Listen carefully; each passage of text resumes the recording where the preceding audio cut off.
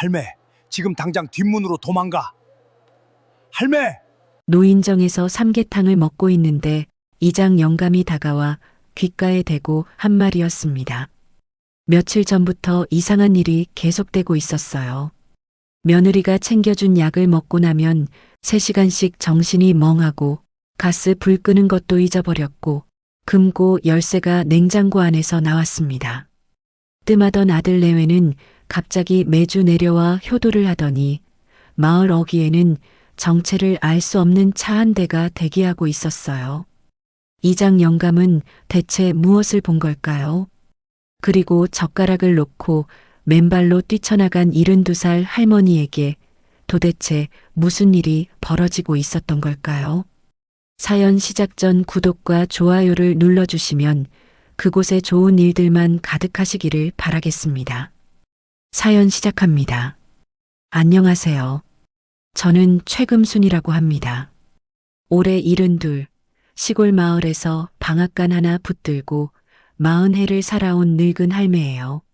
남편을 일찍 여의고 아들 하나 등에 업고 참기름 짜며 버텨온 세월이 어느새 이만큼이나 흘렀습니다.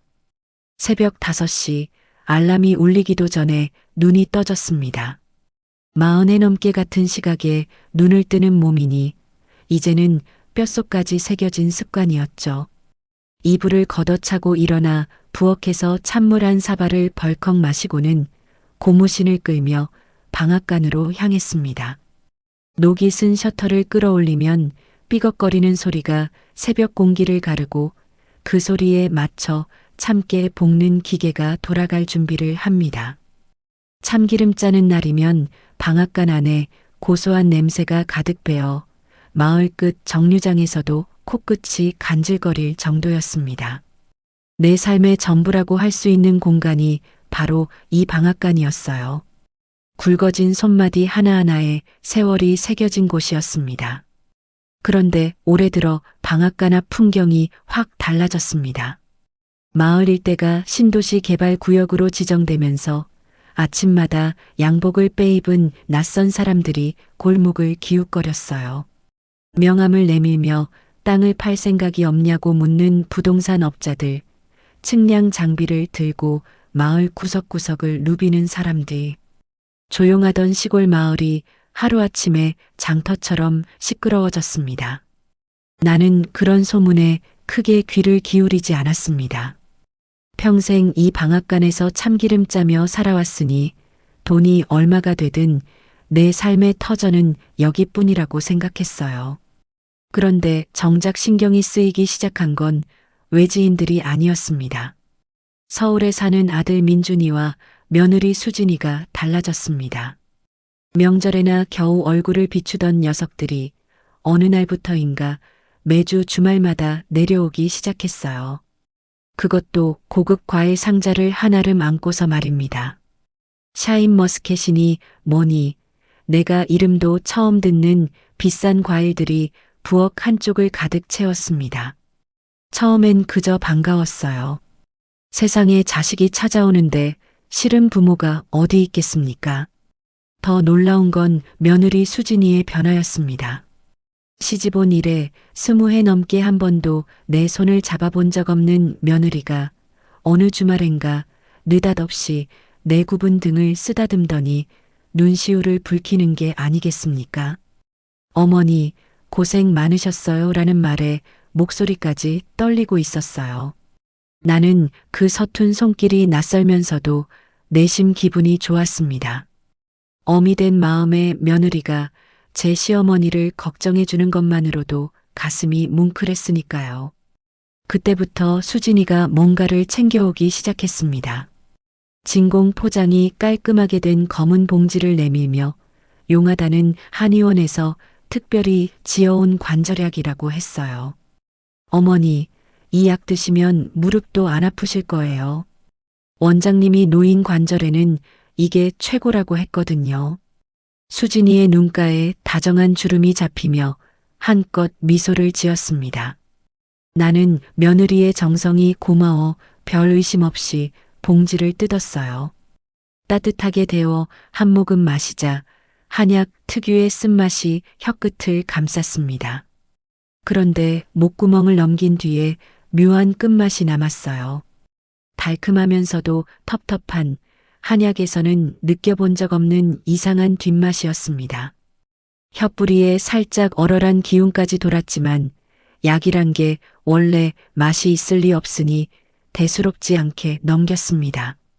문제는 그 다음이었습니다. 약을 마시고 30분도 채 지나지 않아 온몸이 손뭉치처럼 무거워지기 시작했어요. 눈꺼풀이 천근만근 쏟아지고 방앗간 기계 돌아가는 소리가 점점 멀어지는 것 같았습니다. 평생 낮잠이라곤 자본 적 없는 내가 방앗간 평상에 잠깐 눕겠다고 몸을 기댄 것이 3시간을 내리 잠들어 버렸어요. 깨어났을 때 방앗간 안은 이미 어스름한 오후 햇살로 물들어 있었고 나는 멍한 머리를 부여잡고 한참을 앉아 있어야 했습니다. 이런 일은 난생 처음이었어요. 그날 이후로 이상한 일들이 꼬리를 물었습니다. 참깨를 볶으려고 가스불을 켰는데 어느 순간 그 사실을 까맣게 잊어버린 겁니다. 기계 소리에 묻혀 있다가 퀴퀴한 연기 냄새가 코를 찌르는 순간 화들짝 놀라 달려갔더니 철판 위에서 참깨가 시커멓게 타고 있었어요. 연기가 방앗간 천장까지 자욱하게 올라가고 있었습니다. 그 순간 가슴이 서늘하게 내려앉았습니다. 40에 넘게 불 앞에 서온 내가 가스불을 끄는 걸 잊다니요. 두 손이 벌벌 떨리며 까맣게 탄 참깨를 멍하니 내려다보았습니다. 며칠 뒤에는 더 기가 막힌 일이 벌어졌습니다. 항상 목에 걸고 다니던 방앗간 금고 열쇠가 사라진 겁니다. 반나절을 방앗간 구석구석 집 안팎을 뒤지고 다녔어요. 서랍이란 서랍은 전부 열어보고 앞치마 주머니를 몇 번이나 뒤집었는지 모릅니다. 기진맥진해서 물이라도 마시려고 냉장고 문을 여는 순간 달걀판 옆에 나란히 놓인 열쇠가 눈에 들어왔습니다. 내가 왜 열쇠를 냉장고에 넣었는지 아무리 머리를 쥐어짜도 기억이 나지 않았어요. 등골이 오싹해졌습니다. 이웃들의 눈빛도 달라지기 시작했습니다. 국밥집에서 마주친 점례가 내 팔을 잡으며 물었어요. 금순아, 너 요즘 안색이 왜 이래? 눈에 초점도 없고 멍하니 있는 것 같아. 정미소 앞에서 만난 영감님도 금순 할매, 요즘 안색이 와 이리 멍하노? 라며 걱정스레 고개를 갸웃거렸습니다. 밤마다 잠이 오지 않았습니다. 아니, 낮에 억지로 잠이 쏟아지니 밤에는 오히려 또렷하게 깨어 있었어요. 어둠 속 천장을 바라보며 나는 자꾸만 같은 생각에 빠져들었습니다. 나도 이제 노망이 나는 건가? 자식들에게 짐이 되는 건 아닌가? 이 방앗간을 더는 지키지 못하는 건 아닌가? 이른이 넘은 늙은 몸뚱이가 먹먹한 두려움으로 바들바들 떨렸습니다. 눈시울이 뜨거워져 베갯니대 얼굴을 묶고 소리 없이 울었어요. 그런 나를 아는지 모르는지 주말마다 내려온 수진이는 동네 어른들 집집마다 떡을 돌리며 싹싹하게 인사를 하고 다녔습니다. 어머니 관절이 안 좋으셔서 제가 자주 내려오는 거예요. 효도를 해도 모자란데요, 뭐려. 수진이의 밝은 목소리가 마당에 울려 퍼질 때마다 동네 사람들은 저런 며느리 뒀으니 금순이 팔자 좋다며 부러워했습니다. 그러던 어느 날이었습니다. 약을 다 마시고 봉지를 접어버리려는데 검은 봉지 밑바닥에 하얀 가루 같은 것이 엉겨붙어 있는 게 눈에 띄었어요. 약재를 달인 물에서 나올 수 없는 마치 알약을 빻아놓은 것 같은 미세한 흰 가루였습니다. 손가락 끝으로 살짝 찍어 혀에 대보니 약과는 전혀 다른 금속성의 쓴맛이 돌았습니다. 순간 온몸에 전류가 흐르듯 소름이 쭈뼛 돋았어요. 머릿속에서 번개처럼 지난 몇 주간의 일들이 스쳐 지나갔습니다. 약을 마신 뒤마다 찾아오던 걷잡을 수 없는 졸음, 가스불을 잊어버린 건망증, 냉장고 속 열쇠, 그리고 갑자기 효녀를 자처하며 매주 내려오는 며느리. 퍼즐 조각들이 한꺼번에 맞춰지는 느낌이었습니다. 아니, 맞춰지면 안 되는 그림이 완성되고 있었어요. 심장이 쿵쿵 뛰기 시작했습니다. 손에 들린 빈 봉지가 바르르 떨렸어요.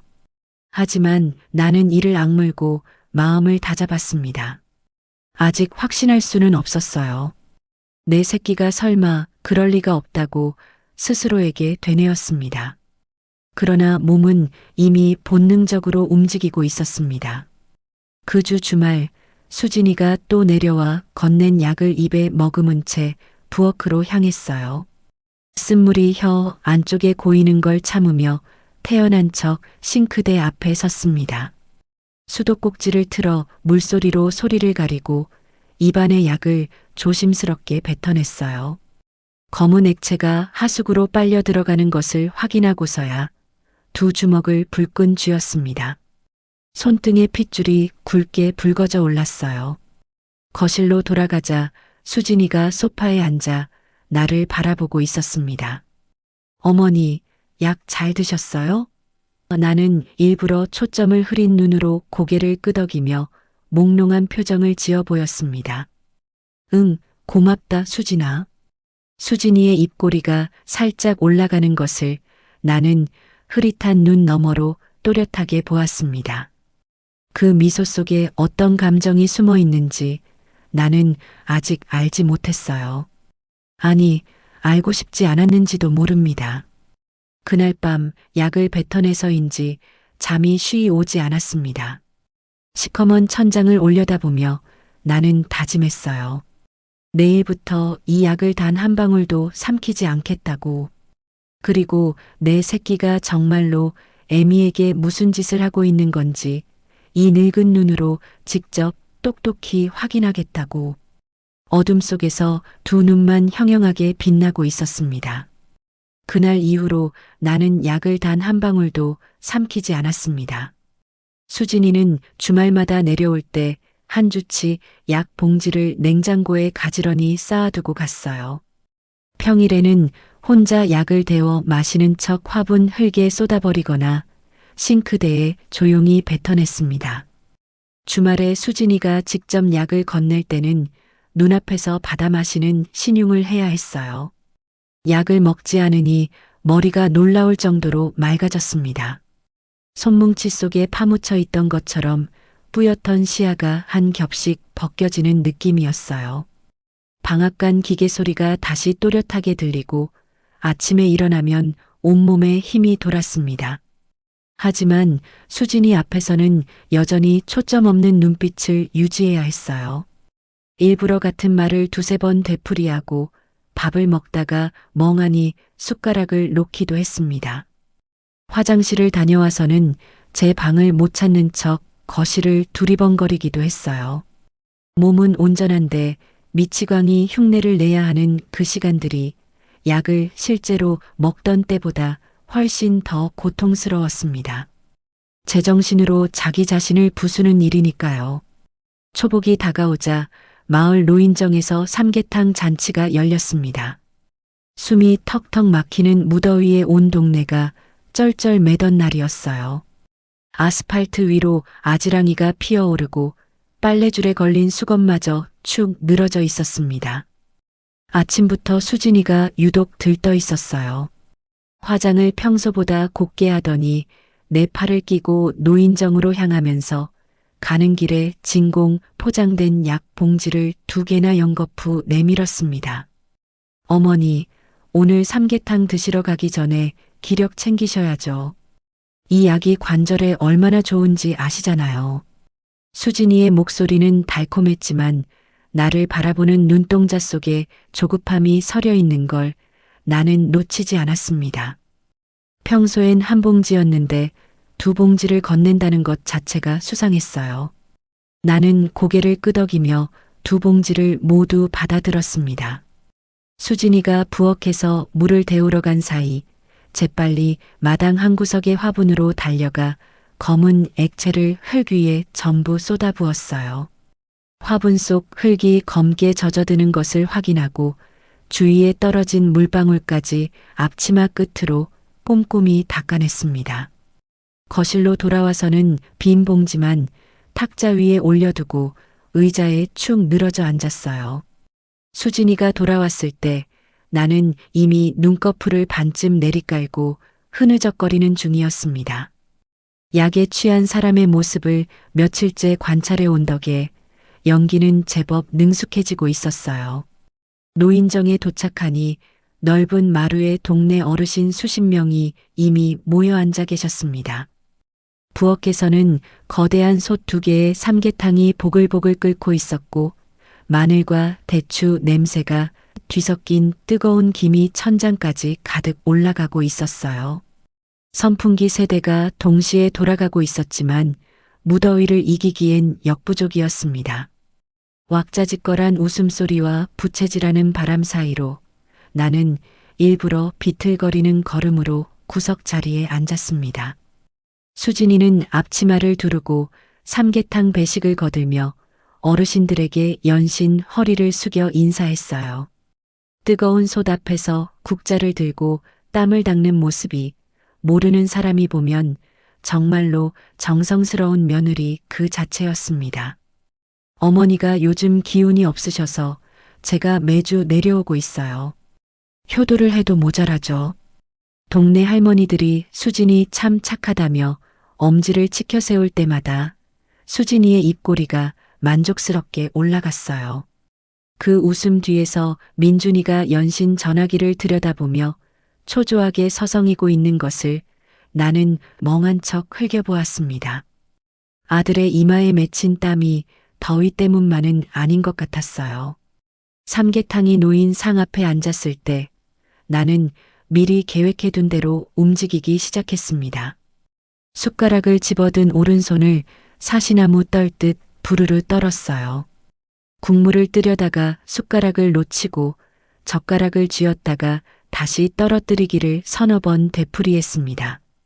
쇠젓가락이 시멘트 바닥에 부딪히며 내는 쨍그랑 소리에 주변 사람들의 시선이 일제히 쏠렸어요. 그 다음이 진짜 고비였습니다. 가슴속으로 크게 숨을 들이마시고 나는 정신을 놓은 사람처럼 고개를 천천히 돌리더니 펄펄 끓는 삼계탕 솥 쪽으로 팔을 뻗었어요. 초점 없는 눈으로 허공을 더듬듯 맨손을 뻗어나가는데 솥에서 튀어오르는 뜨거운 국물방울이 손등 가까이로 튀겼습니다. 살같이 데일 뻔한 아찔한 순간이었지만 나는 이를 꽉 깨물고 연기를 멈추지 않았어요. 할매 손 치워, 손. 옆에 앉아있던 어르신 2분이 기겁하며 내 팔을 잡아당겼습니다. 의자가 뒤로 밀리며 나는 엉덩방아를 찧었고 순식간에 노인정 안이 아수라장이 되었어요.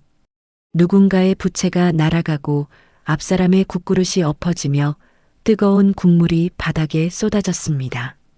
여기저기서 비명 섞인 고함이 터져나왔어요. 소동이 채 가라앉기도 전에 수진이가 달려왔습니다. 나를 부축하는 척하면서 동네 사람들을 향해 과장되게 울음을 터뜨렸어요. 어머니, 치매가 더 심해지셨잖아요. 어떡해요? 수진이의 눈에서 굵은 눈물이 줄줄 흘러내렸지만 나를 움켜쥔 손가락 끝에는 눈물과는 전혀 어울리지 않는 힘이 들어가 있었습니다. 뼈가 으스러질 듯 조여오는 그 악착 같은 소나기를 느끼는 순간 내 안에 남아있던 마지막 한 가닥 신락 같은 미련이 뚝 끊어지는 소리가 들렸어요. 바로 그때였습니다. 주위의 소란 속에서 묵직한 발걸음 소리 하나가 또박또박 다가왔어요. 이장 태식이었습니다. 태식이는 수진이에게 내가 할매 좀 부축하겠소라며 자연스럽게 끼어든 뒤 넘어진 나를 일으켜 세우는 척하며 내 귓가에 입을 바짝 붙였습니다. 할매, 밖에 사설 구급차 떴어. 썬팅 짙은 놈이 마을 어귀에 대기 중이야. 당장 뒷문으로 튀어. 태식이의 목소리는 낮고 서늘했습니다. 귓불에 닿는 그 숨결이 한여름인데도 얼음장처럼 차갑게 느껴졌어요. 전직 강력계 형사의 직감이 읽어낸 그 한마디가 내 머릿속에 흩어져 있던 모든 의심의 조각들을 단번에 꿰뚫었습니다. 약으로 치매를 만들고 동네 사람들 앞에서 증상을 기정사실화한 뒤 사설 구급차에 태워 정신병원으로 보내려는 것. 그게 녀석들의 그림이었어요. 이 삼계탕 잔치가 바로 마지막 마무리 무대였던 겁니다. 내 새끼가 내가 낳고 먹이고 입혀 키운 그 새끼가 제 애미를 정신병원에 가두려 한다는 사실이 뼛속까지 파고드는 순간 온몸에 털이 곤두섰습니다. 공포라는 감정이 이렇게 차가운 것인 줄 그때 처음 알았어요. 나는 배를 움켜쥐고 얼굴을 일그러뜨렸습니다. 화장실. 비틀거리는 걸음으로 일어서자 수진이가 따라오려 했지만 태식이가 자네가 여기서 뒷정리 좀 해야지라며 자연스럽게 수진이의 동선을 막아섰어요. 수진이가 엎어진 국그릇을 수습하며 잠깐 눈을 떼는 그 찰나 나는 몸을 돌려 노인정 뒷문 쪽으로 향했습니다. 좁은 복도를 지나 뒷문 앞에 섰을 때 노인정의 웃음소리가 벽 너머로 아득하게 들려왔습니다. 다리가 후들후들 떨렸어요. 문고리를 잡은 손에 땀이 줄줄 흘렀어요. 여기서 나가면 다시는 돌이킬 수 없다는 걸 본능적으로 알고 있었습니다. 돌아가서 아무 일 없는 척 앉아 있을 수도 있었어요. 하지만 뒤에서 수진이의 높은 웃음소리가 울려 퍼지는 걸 듣는 순간 망설임이 깨끗이 사라졌습니다. 이를 악물고 녹슨 철문을 밀었습니다. 뒷문 밖에는 눈이 부실 만큼 뜨거운 오후 햇살이 쏟아지고 있었습니다. 신발을 신을 겨를도 없이 맨발로 뛰어나갔어요. 뜨겁게 달궈진 마당의 자갈이 발바닥을 사정없이 찔렀습니다. 날카로운 돌멩이가 발 뒤꿈치를 파고들 때마다 눈앞이 번쩍했지만 멈출 수 없었어요. 잡히면 끝이라는 생각뿐이었습니다. 뒤를 돌아보지 않았어요. 40해 동안 방앗간 무거운 참깨 포대를 나르며 다져진 다리가 이 순간을 위해 존재했던 것처럼 주름진 두 다리에 남은 힘을 전부 끌어모아 달렸습니다. 마을 뒷산 입구에 옥수수밭이 보이기 시작했을 때 뒤통수 너머로 노인정 쪽에서 웅성거리는 소리가 희미하게 들려왔어요. 누군가 내 이름을 부르는 것 같기도 했습니다. 심장이 목구멍까지 차오르고 폐가 타들어가는 것 같았지만 나는 키를 훌쩍 넘기는 옥수수 줄기 사이로 미친 듯이 몸을 밀어 넣었어요. 빽빽한 줄기들이 앞을 가로막을 때마다 두 팔로 헤치며 앞으로 나아갔습니다. 거친 잎사귀가 팔뚝과 볼을 핥히며 지나갔고 발밑에 축축한 흙이 발가락 사이로 파고들었어요. 어디로 가는 건지도 모른 채 그저 사람 소리가 들리지 않는 곳까지 달려야 한다는 생각뿐이었습니다. 더 이상 한 발짝도 뗄 수 없을 만큼 숨이 턱까지 차올랐을 때 뒤에서 누군가 내 팔을 와락 잡아챘습니다. 심장이 멎는 줄 알고 비명을 지르려는 순간 낮고 급한 목소리가 귀를 때렸어요. 나야 나. 태식이야. 조용히 해. 태식이었습니다. 언제 뒤따라왔는지 이마에 굵은 땀방울을 매달고 헐떡거리며 서 있었어요. 75 먹은 영감이 이 무더위에 산기슭까지 뛰어온 겁니다. 나는 태식이의 팔을 잡고 그 자리에 주저앉아 버렸습니다. 두 다리에 힘이 전부 빠져나가고 피가 배어나온 맨발이 흙투성이가 된 채 부들부들 떨리고 있었어요. 일단 여기서는 안 돼. 점례네 국밥집 다락방으로 가자. 태식이가 내 팔을 자기 어깨에 둘러매고 일으켜 세웠습니다. 옥수수밭 사이로 난 좁은 새길을 따라 마을에서 가장 후미진 곳에 있는 점례의 가게까지 절뚝거리며 한 발짝 내디딜 때마다 찢어진 발바닥에서 피가 스며 나와 마른 흙 위에 붉은 발자국을 남겼어요. 뜨거운 햇볕이 등짝을 내리찍었지만 추위에 떠는 것처럼 온몸이 벌벌 떨렸습니다. 태식이의 어깨에 기댄 채 걸으면서 나는 문득 오늘 아침까지만 해도 내 집이었던 곳이 이제 돌아갈 수 없는 곳이 되었다는 사실을 깨달았어요. 72의 인생에서 가장 길고 아득한 길이었습니다. 점례네 국밥집 뒷문을 열고 들어서자 진한 된장 냄새가 코를 찔렀습니다. 손님이 없는 시간이었어요. 태식이가 주방 쪽으로 고개를 내밀자 점례가 설거지를 하다 말고 고개를 돌렸습니다. 흙투성이에 피가 맺힌 내 맨발을 보고는 대번에 행주를 내던지며 달려왔어요. 세상에, 금순아. 이게 무슨 꼴이야. 점례가 내 팔을 부여잡으며 소리쳤지만 태식이가 손가락을 입술에 갖다 대며 조용히 하라고 눈짓했습니다. 설명은 위에서 하겠소. 일단 다락방으로 올리자. 태식이의 목소리는 낮았지만 단호했어요. 점례는 영문도 모른 채 고개를 끄덕이고는 좁은 나무 계단 앞으로 우리를 안내했습니다. 국밥집 다락방은 쌀가마니와 묵은 이불 보따리가 쌓여있는 비좁은 공간이었어요. 낮은 천장에 머리가 닿을 듯했고 작은 창문 하나로 간신히 바깥빛이 스며들었습니다. 꿉꿉한 공기에 땀 냄새와 먼지 냄새가 뒤섞여 숨이 텁텁했어요. 나무 마루 곳곳이 삐걱거렸고 구석에는 거미줄이 쳐져 있었습니다. 하지만 지금 나에게는 이곳이 세상에서 가장 안전한 곳이었어요. 쌀가마니에 등을 기대고 주저앉자 그제야 온몸의 긴장이 한꺼번에 풀리면서 다리에 쥐가 올라왔습니다. 종아리 근육이 돌덩이처럼 뭉치는 통증을 참으며 이를 악물었어요. 점례가 부엌에서 따뜻한 물수건과 소독약을 가져와 내 발을 닦아주기 시작했어요. 자갈에 찢기고 흙이 범벅된 발바닥에 젖은 수건이 닿자 화끈한 통증이 밀려왔습니다. 나도 모르게 이를 악물었지만 점례는 아무 말 없이 조심조심 흙과 피를 닦아냈어요.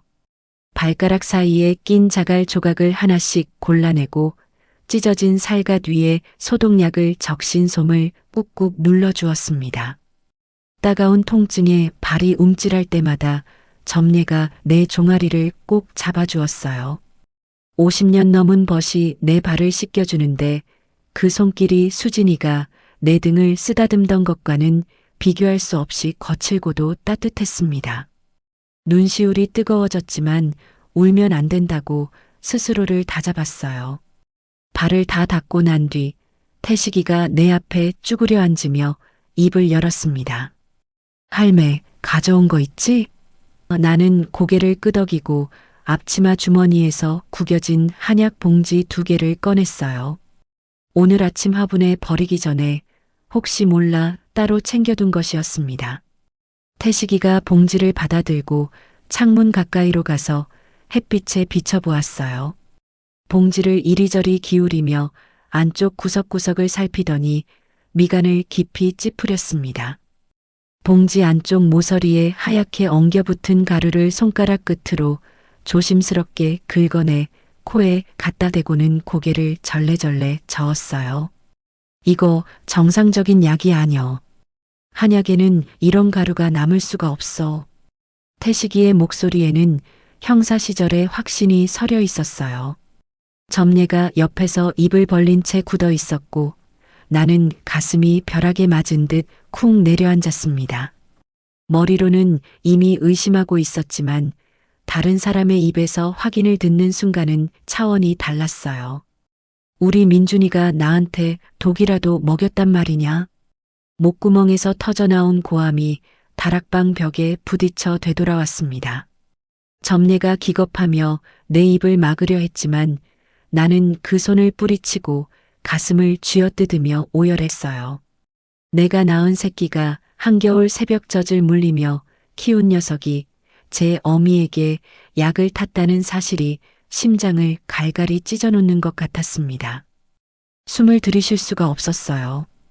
울음이 터지는데 공기가 들어오질 않으니 숨이 턱턱 막혀 몸이 경련하듯 흔들렸습니다. 점례가 내 등을 쓸어내리며 숨 쉬어, 금순아, 숨 쉬어라고 다급하게 속삭였어요. 울음소리가 새어나갈까봐 점례가 이불을 끌어다 다락방 문 앞에 돌돌 말아 막았습니다.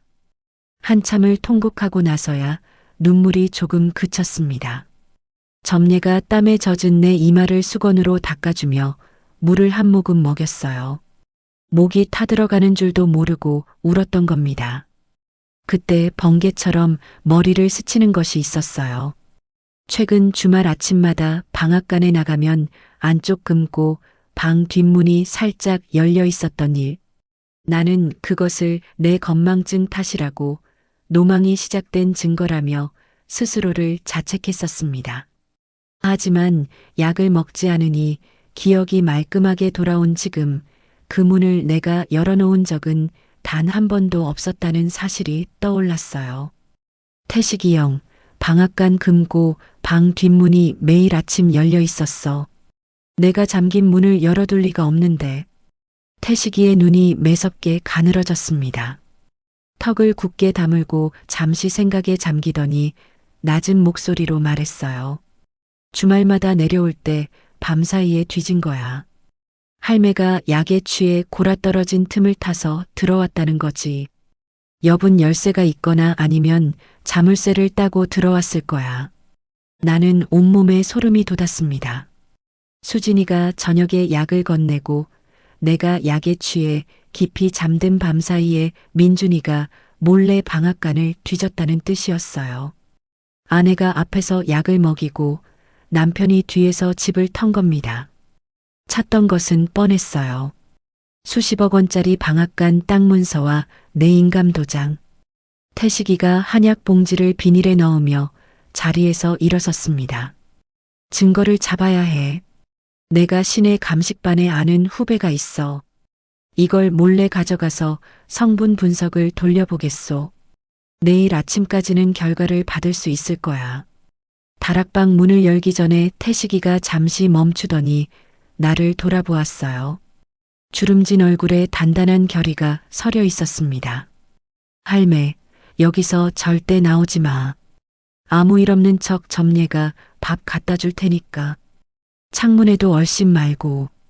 묵직한 발걸음 소리가 나무 계단을 내려가며 점점 멀어졌습니다. 태식이가 떠나고 다락방에 침묵이 내려앉았어요. 점례가 찬물 한 사발을 올려놓고 내려간 뒤 나는 혼자 남겨졌습니다. 찌는 듯한 더위 속에서 차가운 물 한 모금을 마시자 그제야 가슴을 짓누르던 울음이 조금 가라앉았어요. 하지만 마음이 편해진 것은 아니었습니다. 방금 전 오열의 여운이 온몸에 떨림으로 남아 있었어요. 작은 창문 너머로 해가 기울기 시작했습니다. 바깥에서 사람들의 웅성거리는 소리가 들려왔어요. 귀를 기울이자 익숙한 목소리가 들려왔습니다. 민준이의 목소리였어요. 어머니가 치매로 길을 잃으셨어요. 제발 좀 도와주세요. 창문 틈으로 내다보니 마을 회관 앞에 사람들이 모여 있었습니다.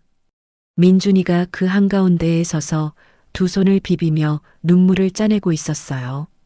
옆에 선 수진이도 손수건으로 눈가를 찍어내며 연신 코를 훌쩍였습니다.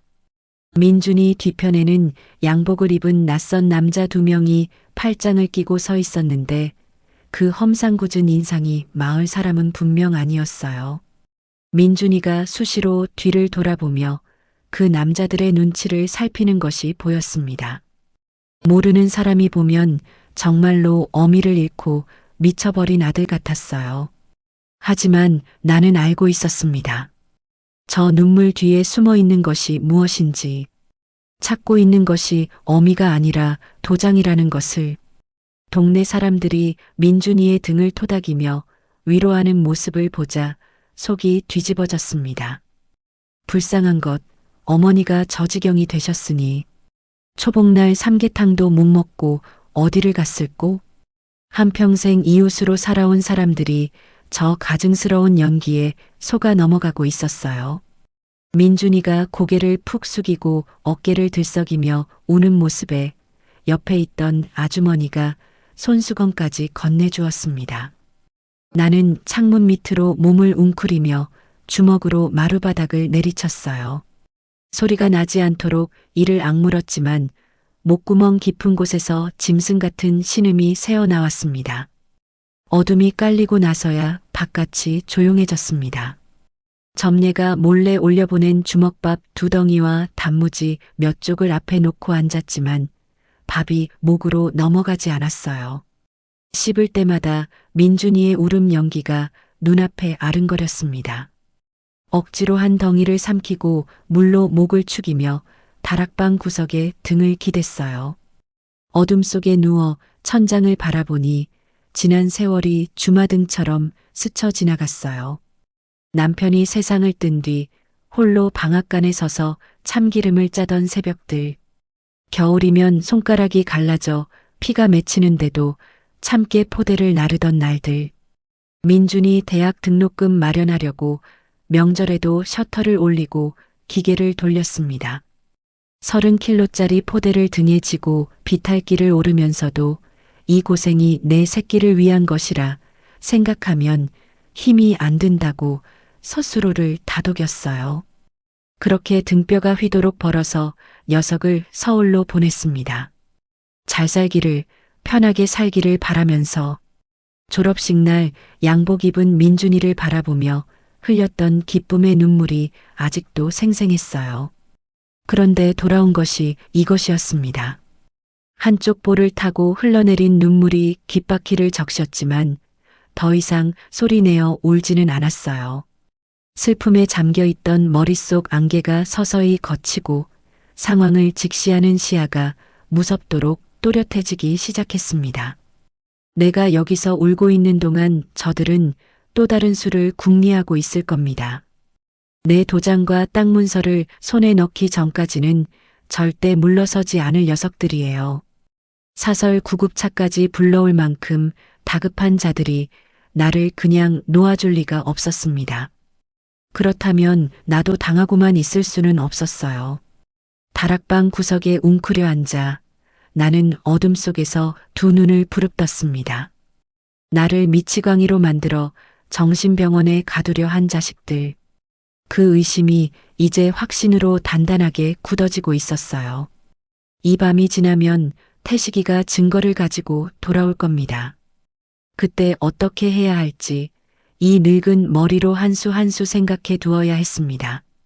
잠이 오지 않는 첫째 밤이 느리고도 길게 흘러가고 있었습니다.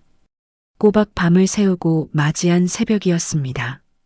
다락방 작은 창문으로 뿌연 여명이 스며들 무렵 나무 계단을 오르는 무거운 발소리가 들려왔어요.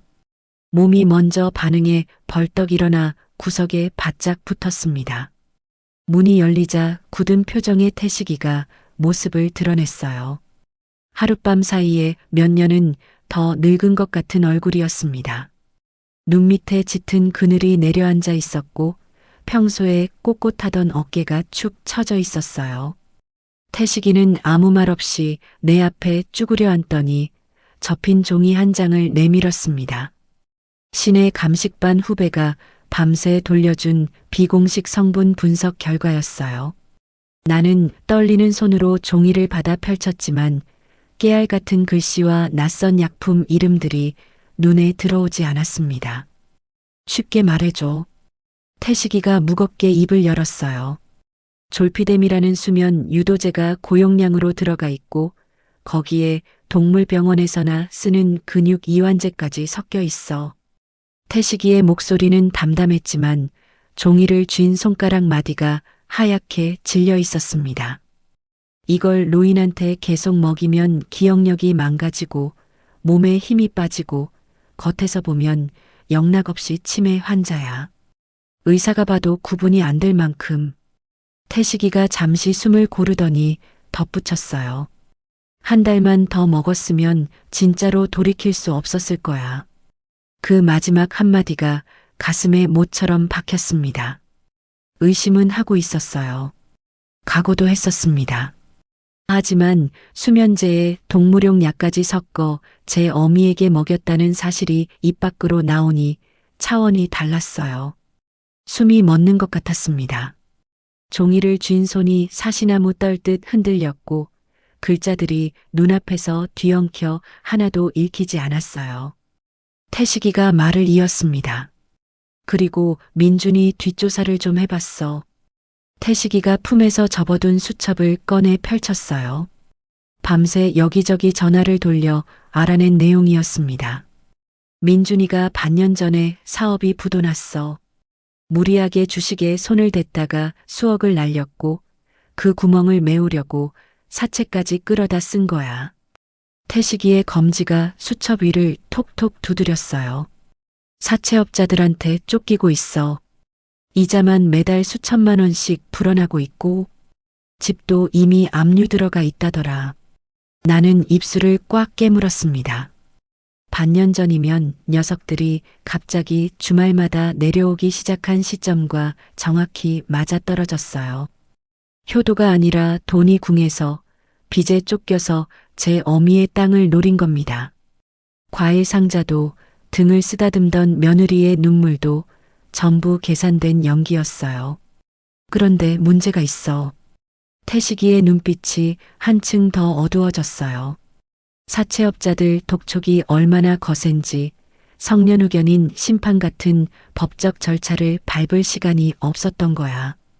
그래서 할매를 약으로 치매 상태를 만든 다음 정신병원에 강제로 가둬놓고 위조 매매 계약서를 써서 방앗간 땅을 기획부동산에 헐값으로 넘기려 한 거지. 머릿속에서 퍼즐이 완성되는 소리가 났습니다.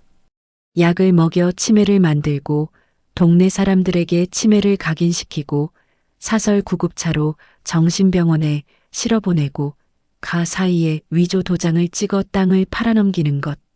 처음부터 끝까지 짜여진 각본이었어요.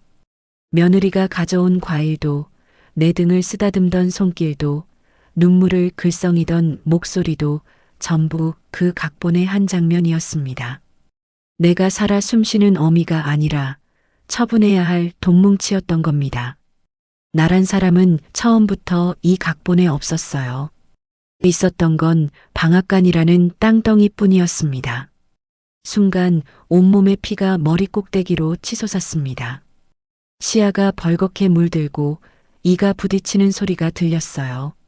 나는 종이를 바닥에 내던지고 짐승처럼 마루바닥을 기며 통곡했습니다. 내가 그 녀석을 어떻게 키웠는데, 이 손으로 어떻게 키웠는데, 목이 찢어져라 울부짖었지만 소리가 밖으로 새어나가지 않도록 점례가 재빨리 내 입에 수건을 물렸어요. 점례도 눈물을 쏟고 있었고 태식이는 창가에 기대서서 말없이 담배 한 대를 태우고 있었습니다. 연기가 다락방 낮은 천장에 부딪혀 천천히 퍼져나갔어요. 울면서 바닥을 쥐어뜯는 내 손에 나무 마루의 거친 결이 쓸렸습니다. 이 손으로 참깨를 볶고 기름을 짜고 포대를 나르고 아이를 업었어요. 이 손이 번 돈으로 녀석을 먹이고 입히고 가르쳤는데 그 녀석이 이 손의 주인을 약으로 폐인을 만들려 했다니 생각할수록 가슴 한가운데가 시커멓게 타들어갔습니다. 얼마나 울었는지 모릅니다.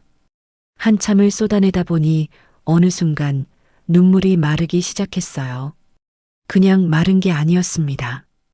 뜨겁던 눈물이 차갑게 식으면서 가슴 깊은 곳에서 슬픔과는 전혀 다른 감정이 솟아오르고 있었어요. 시퍼렇고 날카로운 것, 분노였습니다. 나는 옷소매로 얼굴을 거칠게 닦아냈어요.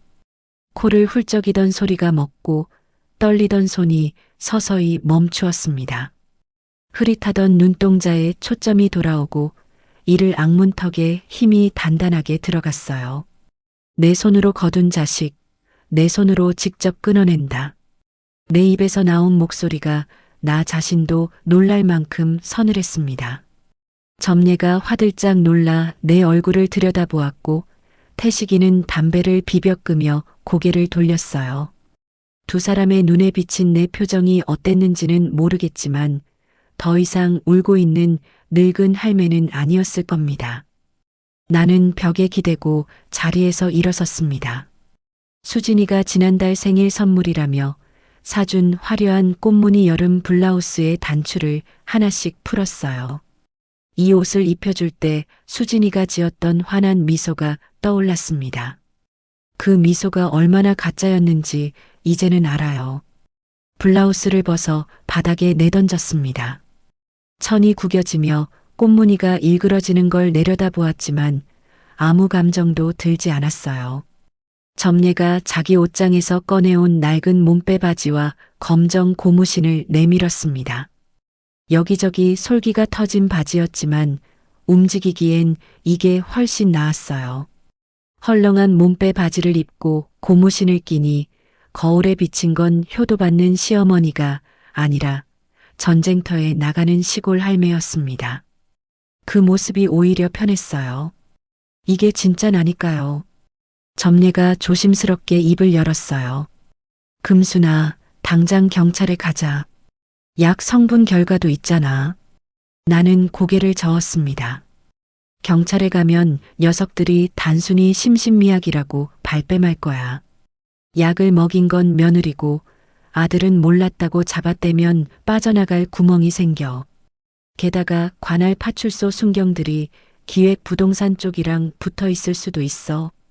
태식이가 고개를 끄덕이며 내 말을 받았어요. 맞아. 위조 서류를 만들려는 현장을 잡아야 해. 그래야 공모가 입증되고 기획 부동산 놈들까지 한꺼번에 쓸어버릴 수 있어. 내가 서울청 후배한테 연락하면 지방 경찰 머리 위로 들어올 수 있어. 나는 마룻바닥에 주저앉아 두 무릎을 세우고 생각에 잠겼습니다. 머릿속에서 지난 몇 주간의 일들이 톱니바퀴처럼 맞물려 돌아가기 시작했어요. 녀석들이 원하는 건 내 인감 도장과 땅 문서.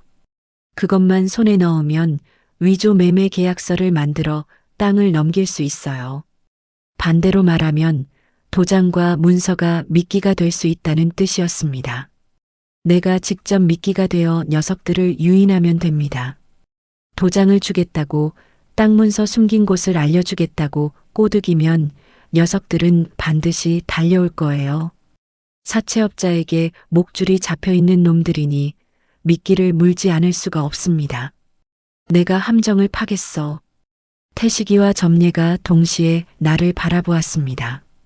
태식이의 눈썹이 치켜 올라갔고 점례는 입을 반쯤 벌린 채 굳어 있었어요. 나는 차근차근 머릿속에서 그린 그림을 풀어놓았습니다. 내가 민준이에게 전화를 걸어 땅 문서 위치를 흘린다. 겁에 질린 치매 노인처럼 연기하면서 수진이가 무서워서 몰래 숨겨뒀다고 하면 녀석의 다급함을 자극할 수 있어요. 녀석들이 서류를 가지러 방앗간으로 온다. 그 현장을 녹음하고 촬영해서 증거를 잡는다. 태식이가 서울 경찰에 연락해 잠복시킨다. 말하면서 내 목소리가 점점 단단해지는 걸 느꼈어요. 40해 동안 참기름 짜며 살았지만 사람의 기름 짜내는 법도 해볼 수 있을 것 같았습니다. 태식이가 턱을 괴고 잠시 생각하더니 무릎을 쳤습니다. 할매, 2박 3일 안에 끝내야 해. 녀석들이 수색망을 좁히고 있어. 시간이 없어. 나는 고개를 끄덕였어요. 점례에게는 망을 보는 역할을 맡겼습니다. 방앗간 근처 동선을 확보하고 위급할 때 신호를 보내는 일이었어요. 점례가 두 손을 꽉 쥐며 고개를 끄덕였습니다. 태식이는 서울청 강력계 시절 후배에게 연락해 경찰 출동을 약속받고 방앗간 지하실에 녹음기와 카메라를 설치하기로 했어요. 그리고 나는 미끼, 내 목숨을 걸고 녀석들 앞에 나서는 것이 내 몫이었습니다. 역할을 나누고 나자 다락방에 잠시 침묵이 흘렀습니다. 점례가 내 손을 꼭 잡으며 물었어요. 무섭지 않아? 점례의 손이 내 손보다 더 떨리고 있었습니다. 나는 점례의 눈을 바라보며 대답했어요. 무섭지. 하지만 이대로 숨어 있다가 잡혀가는 게 더 무서워. 내 땅이고 내 인생인데 내가 안 지키면 누가 지켜. 태식이가 자리에서 일어나며 말했어요. 준비하자. 오늘 밤이 고비야. 세 사람이 동시에 고개를 끄덕였습니다. 무기력하게 도망치기만 하던 도망자의 시간은 끝났어요. 이제부터는 내가 쫓는 쪽이었습니다. 다락방 구석에 놓인 깨진 거울 조각에 내 얼굴이 비쳤어요. 주름이 깊게 패인 72살 늙은 얼굴. 하지만 그 안에 박혀있는 두 눈은 40의 전홀로 방앗간 셔터를 올리던 그 새벽의 눈빛과 똑같았습니다. 다시는 누구에게도 짓밟히지 않겠다고. 나는 거울 속의 나에게 소리 없이 맹세했어요. 작전을 짜고 몇 시간이 채 지나지 않아 상황이 급변했습니다. 점례가 허겁지겁 계단을 올라오더니 손에 쥔 종이 한 장을 내밀었어요. 마을 전봇대란 전봇대에 빼곡하게 붙어있는 전단지였습니다. 내 얼굴 사진이 대문짝만하게 박혀 있었고 그 아래 굵은 글씨가 찍혀 있었어요. 치매 노인 실종, 사례금 5천만 원. 5천만 원이라니. 이 시골 마을에서 그 돈이면 논 한마지기 값이 넘었습니다. 나는 전단지를 쥔 손이 떨리는 걸 느꼈어요. 사진 속의 나는 방앗간 앞에서 앞치마를 두르고 웃고 있는 모습이었습니다. 민준이 핸드폰에 저장돼 있던 사진일 거예요. 언제 찍었는지도 모를 그 웃는 얼굴이 지금 이 다락방에 쪼그려 앉아 숨고 있는 나와 같은 사람이라는 게 믿기지 않았습니다. 전단지 한쪽에는 민준이의 연락처와 함께 치매 증상으로 인해 자해 위험 있음, 발견 즉시 연락 요망이라는 문구까지 적혀 있었어요. 치매 노인이 혼자 떠돌아다니니 빨리 잡아달라는 뜻이었습니다. 제 어미를 마치 잃어버린 물건 찾듯 현상금까지 걸어놓은 겁니다. 점례의 얼굴이 하얗게 질려 있었어요. 금수나 5천만 원짜리 전단지가 마을 어기부터 면소재지까지 도배가 됐어. 동네 청년들이 벌써 산 쪽으로 올라가고 있고 외지에서도 사람들이 몰려들고 있어. 거액의 사례금에 눈이 먼 사람들이 나를 찾아 산과 들을 샅샅이 뒤지기 시작한 겁니다. 숨막히는 타임어택이 시작되고 있었어요. 그뿐이 아니었습니다. 태식이가 정오쯤 올라와서 전한 소식은 더 끔찍했어요. 민준이가 기획부동산 쪽에서 붙여준 건달 4~5명을 데리고 마을을 장악하고 있다는 겁니다. 양복에 선글라스를 낀 사내들이 마을 입구에 검은색 대형 세단 2대를 세워놓고 드나드는 사람을 감시하고 있었어요. 동네 구멍가게 앞에 떡 버티고 앉아서 지나가는 노인들에게 내 사진을 들이밀며 이 할머니 봤냐고 묻고 다녔습니다. 할머니들이 겁에 질려 고개를 흔들면 건달들은 집안까지 들여다보겠다며 으름장을 놓았다고 해요. 평화롭던 마을 전체가 공포 분위기에 휩싸인 겁니다. 태식이가 이를 갈며 말했어요. 관할 파출소 순경 둘이 수색을 핑계로 나한테 이것저것 물어봤어. 할매 어디 있냐? 점례네 가게에 자주 가냐? 기획부동산 놈들한테 뇌물 먹은 게 분명해. 경찰까지 적편이라니. 나는 등줄기에 찬물이 흐르는 것 같았습니다. 믿을 곳이라고는 옆에 앉은 이 2사람뿐이었어요. 도망칠 곳이 점점 좁아지고 있었습니다. 오후가 되자 상황은 더 나빠졌어요. 국밥집 창문 너머로 순경 한 명이 가게 앞을 서성이는 게 보였습니다. 점례가 모른 척 밖에 나가 뭘 드실 건가요? 라고 물었더니 순경은 가게 안을 기웃거리며 혹시 최금순 할머니 오신 거 아닌가 해서요라고 했어요. 점례가 능청스럽게 그 할매가 여기 왜 와요? 우리 가겐 국밥 먹으러 오는 데지라며 웃어넘겼지만 돌아와서는 온몸이 사시나무 떨듯 흔들리고 있었습니다. 금순아, 그 순경 눈빛이 예사롭지 않았어. 가게 안쪽을 자꾸 들여다보더라고. 점례의 목소리가 갈라졌어요. 더 이상 국밥집은 안전하지 않았어요. 순경이 다시 올 수도 있었고 건달들의 눈이 이미 이쪽을 향하고 있을 수도 있었습니다. 그날 밤 폭우가 쏟아지기 시작했어요. 하늘이 찢어지듯 번개가 치고 빗줄기가 마을을 두들겼습니다. 태식이가 다락방으로 올라와 낮은 목소리로 말했어요. 지금이 기회야. 비가 이렇게 오면 놈들도 수색을 멈출 거야. 폐교로 옮기자.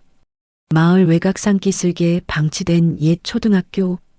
3년 전에 폐교된 이후로 아무도 찾지 않는 곳이었습니다. 나는 고개를 끄덕이고 점례의 낡은 우비를 뒤집어 썼어요. 비닐 냄새가 코를 찔렀지만 개의치 않았습니다. 점례가 바깥을 살핀 뒤 뒷문을 열어주었어요. 비바람이 얼굴을 후려치는 순간 숨이 턱 막혔습니다. 태식이가 내 팔을 잡고 빗속으로 뛰어나갔어요. 아무것도 보이지 않았습니다.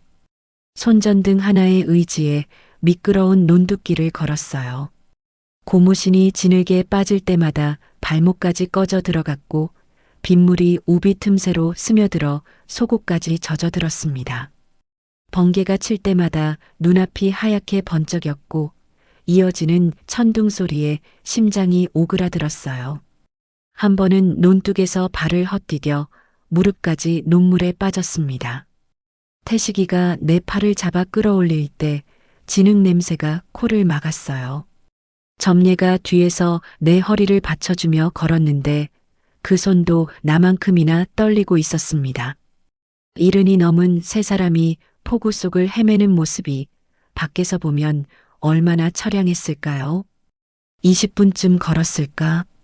산기슭 어둠 속에 검은 윤곽이 드러났습니다.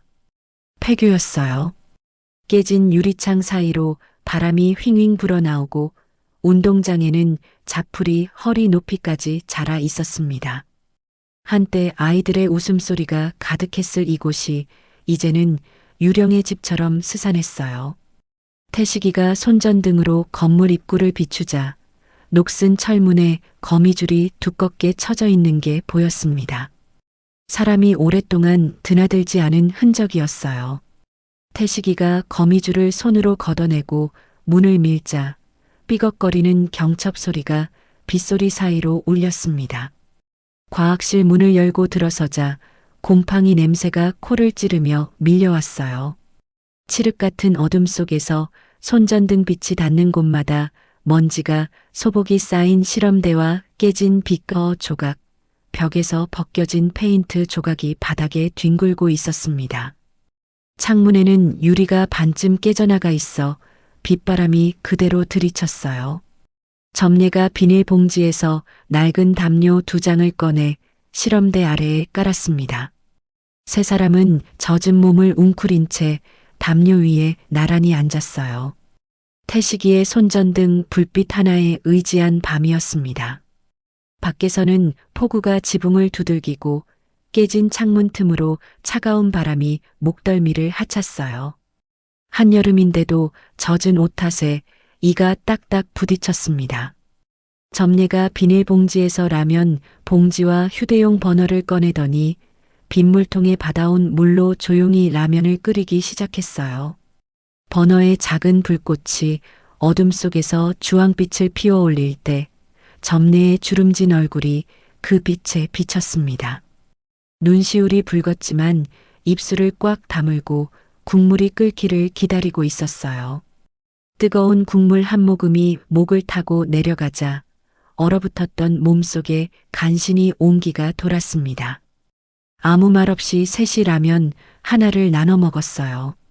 젓가락이 부딪히는 소리와 후루룩 국물 마시는 소리만 과학실에 울렸습니다. 그 쓸쓸하고 뜨거운 한 끼가 평생에서 가장 눈물겨운 밥이었어요. 라면을 먹고 잠시 눈을 붙이려는데 새벽녘에 밖에서 엔진 소리가 들려왔어요.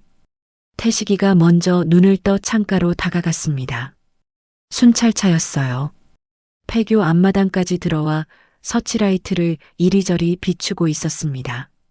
하얀 빗줄기가 과학실 창문을 스칠 때마다 벽에 그림자가 춤을 추었어요. 밑으로 태식이의 나지막한 외침에 세 사람이 동시에 바닥에 납작 엎드렸습니다. 과학실 낡은 마루 밑에 비좁은 틈이 있었어요. 먼지와 거미줄이 뒤엉킨 어둠 속으로 태식이가 먼저 기어들어가고 내가 뒤따르고 점례가 마지막으로 몸을 밀어 넣었습니다. 마루 밑은 흙바닥에 습기가 가득해 등에 축축한 냉기가 스며들었어요. 나무 널빤지 틈새로 서치라이트의 하얀 빛이 스며들었고 그때마다 세 사람의 얼굴이 잠깐씩 드러났습니다. 모두 입을 틀어막고 숨소리를 죽이고 있었어요. 심장이 귓바퀴 옆에서 뛰는 것처럼 온몸으로 고동이 울렸습니다. 점례가 내 손을 꽉 잡았는데 손가락이 얼음장이었어요. 서치라이트 빛이 창문을 두세 번 더 훑고 지나갔습니다. 엔진 소리가 점점 멀어지더니 마침내 사라졌어요. 3분이었을까, 5분이었을까. 체감으로는 1시간이 넘는 것 같았습니다. 순찰차가 떠나고 나서야 마루 밑에서 기어 나왔어요. 세 사람 모두 온몸에 흙이 묻어 있었고 점례는 팔꿈치가 까져 피가 배어 나오고 있었습니다. 나는 점례의 팔꿈치를 담요 끝으로 감싸주며 괜찮아? 라고 물었어요. 점례가 씩 웃으며 고개를 끄덕였지만 그 웃음이 울음보다 더 아팠습니다. 나 때문에 이 고생을 하고 있으니까요. 아무도 말이 없었어요. 말이 필요 없었습니다. 이대로 가다가는 셋 다 잡힌다는 것을 모두가 알고 있었으니까요. 태식이가 전화기를 꺼내며 입을 열었어요. 아까 후배한테 연락이 왔어. 동네를 헤매던 노숙자 영감이 할매로 오인받아서 건달들한테 된통 맞았다더라. 얼굴이 퉁퉁 붓도록 두들겨 맞고 나서야 사람이 다르다는 걸 알고 내팽개쳤다고. 나는 이를 악물었습니다. 아무 죄 없는 사람이 나 대신 맞은 겁니다. 사채업자 독촉에 눈이 뒤집힌 놈들이 수색망을 더 좁혀오고 있었어요.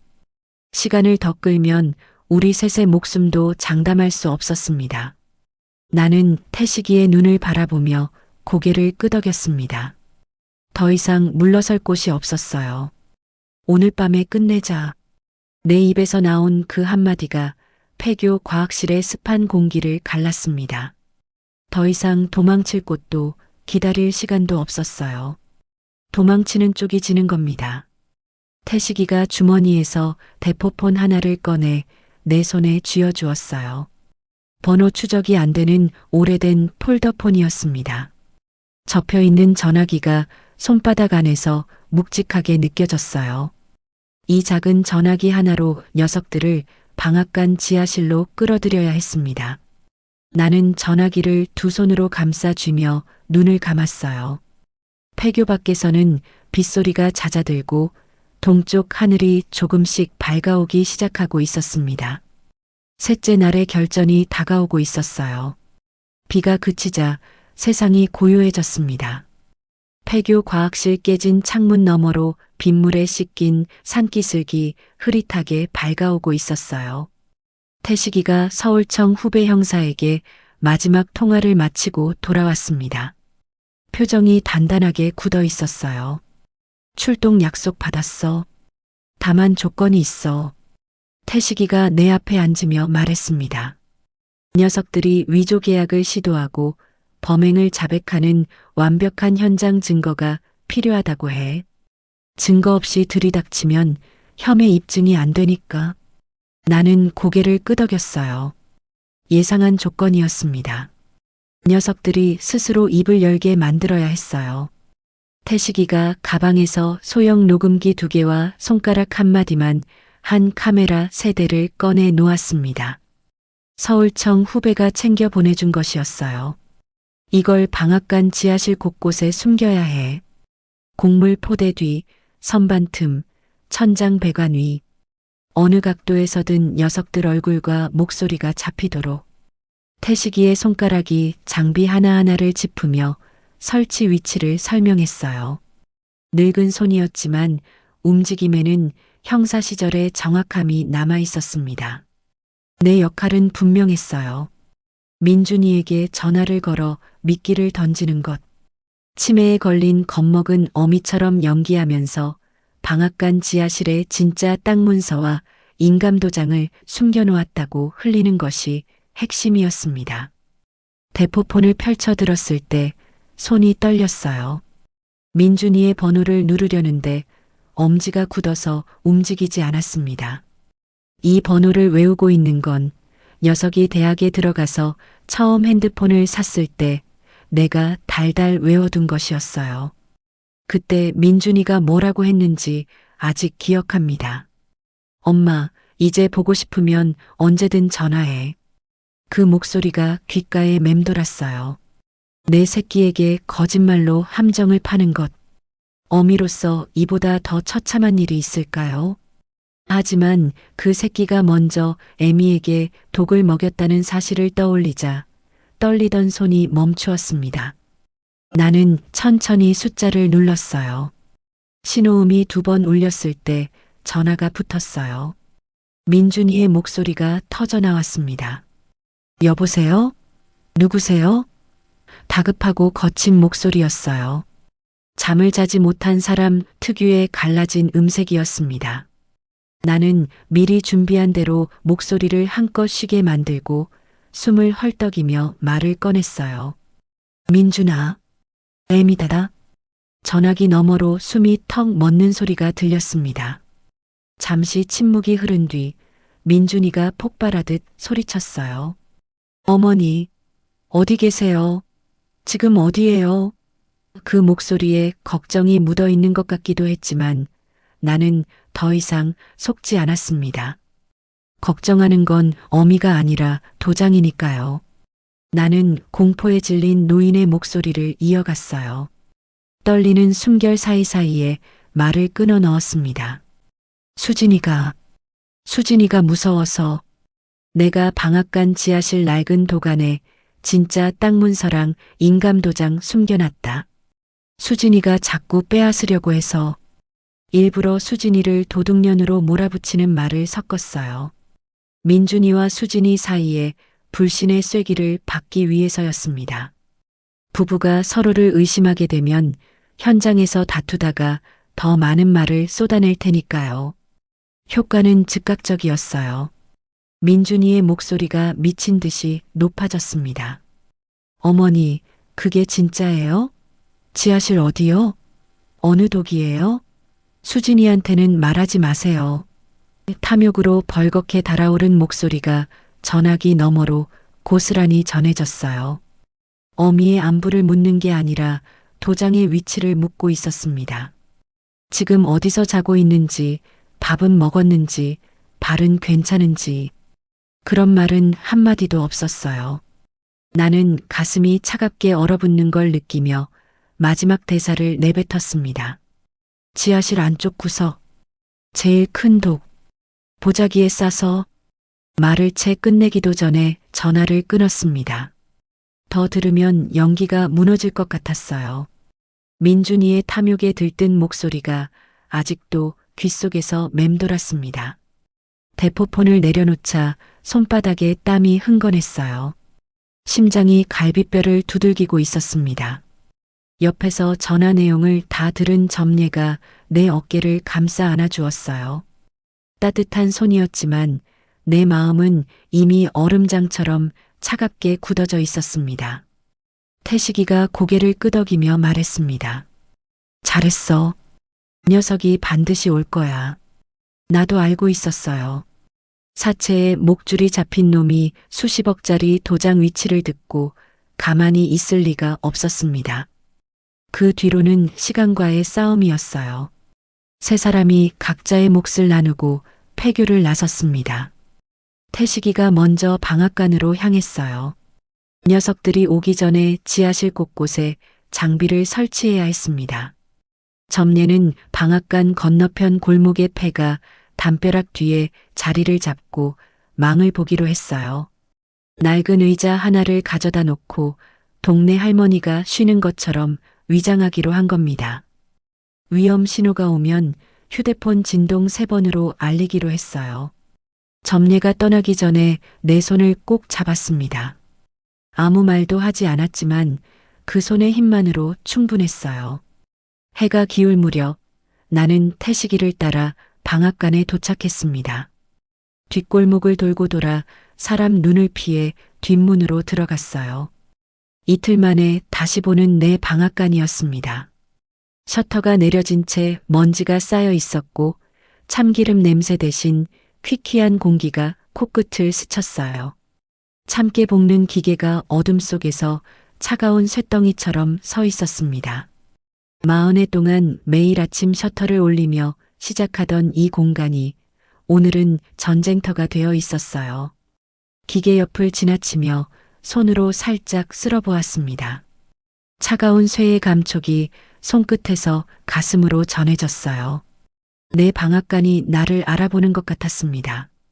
지하실로 내려가는 계단은 좁고 가팔랐습니다. 12개의 시멘트 계단을 한 칸씩 내려갈 때마다 공기가 점점 차갑고 무거워졌어요. 손전등 빛이 닿는 곳마다 거미줄이 빛났습니다. 시멘트 벽에 습기가 배어 있었고 구석에 쌓인 곡물 포대에서 묵은 곰팡이 냄새가 올라왔어요. 태식이가 이미 녹음기와 카메라를 설치해 둔 상태였어요. 포대 뒤 선반 사이 낡은 배관 위에 숨겨진 장비들이 손전등 불빛에 살짝살짝 반사되었습니다. 내가 해야 할 마지막 준비가 남아 있었어요. 지하실 안쪽 구석에 놓인 큰 항아리. 내가 민준이에게 알려준 그 낡은 독이었습니다. 먼지가 두껍게 쌓인 뚜껑을 열자 퀴퀴한 냄새가 올라왔어요. 나는 가져온 두꺼운 전화번호부를 보자기에 정성스럽게 싸서 독 안에 넣었습니다. 무게감과 두께가 땅 문서 뭉치와 비슷했어요. 보자기 매듭까지 꼼꼼히 묶어 진짜처럼 보이도록 했습니다. 녀석이 이 보자기를 풀어볼 때 비로소 속았다는 걸 깨닫겠죠. 그리고 그 순간 당황한 녀석들의 입에서 진실이 쏟아져 나올 겁니다. 독뚜껑을 다시 닫으며 나는 속으로 되뇌었어요. 40해 동안 이 지하실에서 참기름을 짰는데 오늘은 여기서 자식의 범행을 짜낼 차례였습니다. 모든 준비가 끝났어요. 태식이가 지하실을 한 바퀴 돌며 장비를 최종 점검했습니다. 녹음기 2개의 빨간 불이 제대로 켜져 있는지, 카메라 렌즈가 가려지지 않았는지 하나하나 확인했어요. 나에게 고개를 끄덕여 보인 뒤 계단을 올라가 바깥 어둠 속으로 사라졌습니다. 서울에서 올라오는 형사들과 합류하러 가는 것이었어요. 계단 위에서 태식이가 마지막으로 돌아보며 한마디를 남겼습니다. 할매, 무슨 일이 있어도 녀석들한테 진짜 도장 위치는 말하지 마. 버텨. 나는 고개를 끄덕였어요. 지하실에 혼자 남겨졌어요. 구석 어둠 속에 쌀가만 이를 등지고 앉았습니다. 손전등을 끄자 칠흑 같은 어둠이 사방을 삼켰어요. 아무것도 보이지 않았습니다. 축축한 시멘트 바닥의 냉기가 엉덩이를 타고 올라왔고 어딘가에서 물방울 떨어지는 소리만 일정한 간격으로 울렸어요. 얼마나 앉아 있었을까요? 30분이 지났는지 1시간이 지났는지 감을 잡을 수 없었습니다. 어둠 속에서 혼자 기다리는 시간은 생각보다 잔인했어요. 두려움이 발끝에서 시작해 무릎을 타고 가슴까지 기어올랐습니다. 만약 녀석들이 안 오면 어쩌지? 만약 중간에 눈치를 채면 어쩌지? 만약 경찰이 늦으면 어쩌지? 머릿속에서 온갖 최악의 시나리오가 돌아갔어요. 지하실 어둠 속에서 귀를 쫑긋 세우고 있으니 평소에는 들리지 않던 소리들이 전부 들렸습니다. 위층에서 바람에 삐걱거리는 셔터 소리, 벽 속 어딘가에서 쥐가 움직이는 소리, 내 자신의 거친 숨소리까지.